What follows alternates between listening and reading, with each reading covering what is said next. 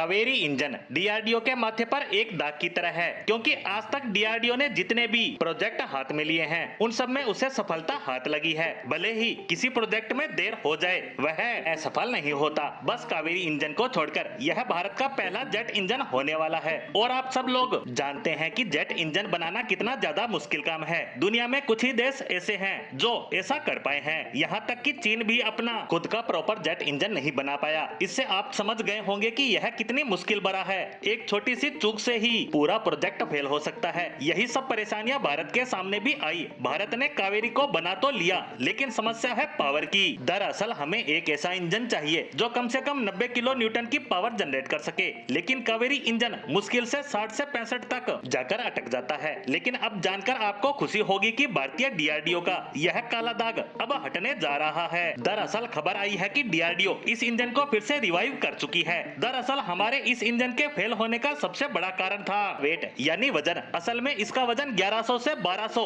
Kilogram तक होना था, लेकिन इसका वजन 1500 किलोग्राम के करीब चला गया था, जिस वजह से जो पावर टू थ्रस्ट रेशो था वो बिगड़ गया और इसी कारण से ये फुल पावर जनरेट नहीं कर पा रहा था। लेकिन अब वैज्ञानिकों ने इसमें हेवी मॉडिफिकेशन कर दिए हैं और आप जानकर हैरान होंगे कि इसका वजन 1500 से कम होकर 1180 किलोग्राम तक आ चुका है और इस वजह से इसका पावर टू थ्रस्ट रेशो संभलने लगा है। और इसी के साथ खबर आ रही है कि अब इसका जल्द ही टेस्ट होगा और वह उतनी ही पावर जनरेट करेगा जितनी हम चाहते हैं, यानी कि 90 किलो न्यूटन के आसपास। इतना ही नहीं, रिपोर्ट तो ये भी आ रही है कि जैसे ही ये टेस्ट कंप्लीट होगा उसके बाद इसे भारत के तेजस लड़ाकू विमान में लगाने की प्लानिंग होगी। दरअसल आप जानते हैं कि इस वक्त भारत का जो तेजस लड़ाकू विमान है वो करीबन 75% भारतीय है और 25% अमेरिकी, क्योंकि इसका कारण है इसका इंजन। दरअसल इस विमान में जो इंजन लगा है वो भारतीय न होकर अमेरिका के जनरल इलेक्ट्रिक कंपनी का F404 इंजन है, जो इसे बहुत ज्यादा ताकत देता है। लेकिन अब हमारा कावेरी इंजन भी रिवाइव होने जा रहा है